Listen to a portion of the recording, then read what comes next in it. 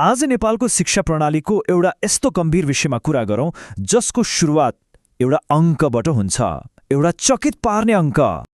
यो अङ्क हो 14 र यो कुनै सामान्य अङ्क होइन। यो त नेपालका धेरै बालबालिकाले हरेक दिन स्कुलमा बिताउने घण्टा हो। सोच्नुस् त, बिहान 6 बजेदेखि बेलुका 8 बजेसम्म स्कुलमै। यसले एउटा एकदमै आधारभूत प्रश्न खडा गर्छ, होइन त? एउटा बच्चाले स्कुलमा कति समय बिताउनु ठिक हो? शिक्षा र बाल्यकाल बीचको सन्तुलन कहाँनिर छ? ल, अब यो 14 घण्टे पढाइको बोझ वास्तवमा कस्तो हुन्छ, अलिकति गहिराइमा गएर हेरौँ। कल्पना गर्नुस् त, बिहान उज्यालो नहुँदैदेखि रातिसम्म विद्यार्थीहरू एउटै वातावरणमा बस्न बाध्य छन्। प्राय एउटै शिक्षकहरूबाट उस्तै खालका पाठहरू दोहोरिरहन्छन्। स्रोतहरूले भन्छन् कि यो एकदमै नीरस र उच्च दबावयुक्त वातावरण हो, जहाँ विद्यार्थीहरूलाई एक कक्षाबाट अर्कोमा दौडाइन्छ, आराम गर्ने फुर्सदै हुँदैन। यो तालिका हेर्दा के देखिन्छ भने यहाँ व्यक्तिगत समय भन्ने कुरा नै छैन। केही नयाँ कुरा खोज्ने, सिक्ने वा साधारण भाषामा भन्दा बच्चा भएर खेल्ने, रमाउने समय नै खोसिएको छ।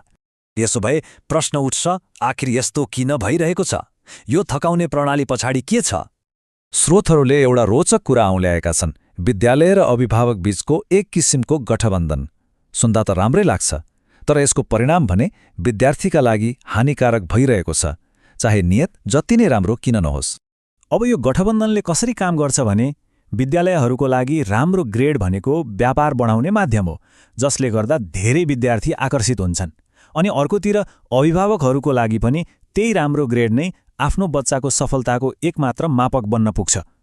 दुवैको लक्ष्य एउटै देखिन्छ, तर दबाव चाहिँ विद्यार्थीमाथि पर्छ। अब यो सबै दबावको असर बालबालिकामा कस्तो परिरहेको छ त्यो हेरौँ। जब सोच्ने, केही नयाँ कुरा खोज्ने वा प्रश्न सोध्ने समय नै हुँदैन, तब के हुन्छ? बच्चाको जुन प्राकृतिक सृजनाशीलता हुन्छ त्यो बिस्तारै मर्दै जान्छ। अनि सामाजिक व्यवहारको कुरा गरौँ। जब दिनभरि स्कुलमै बस्नुपर्छ, तब परिवारसँग, साथीभाइ वा घरमा आएका पाहुनासँग घुलमिल हुने मौका नै कहाँ मिल्छ र? यसले गर्दा उनीहरूले सामाजिक सिप सिक्न पाउँदैनन्। यो लगातारको दबावले उनीहरूमा रिस, ईर्ष्या जस्ता नकारात्मक भावनाहरू बढाउँछ र स्रोतहरूले के भन्छन् भने लामो समयसम्म यस्तो हुँदा उनीहरूको मनोविज्ञानमा एक प्रकारको संवेदनहीनता आउन सक्छ। स्थिति पक्कै पनि गम्भीर छ, तर के अब केही गर्न सकिन्न त? स्रोतहरूले केही समाधानका उपाय पनि दिएका छन्। अब के गर्ने त? पहिलो कुरा त प्रणालीमै सुधार गर्नुपर्छ।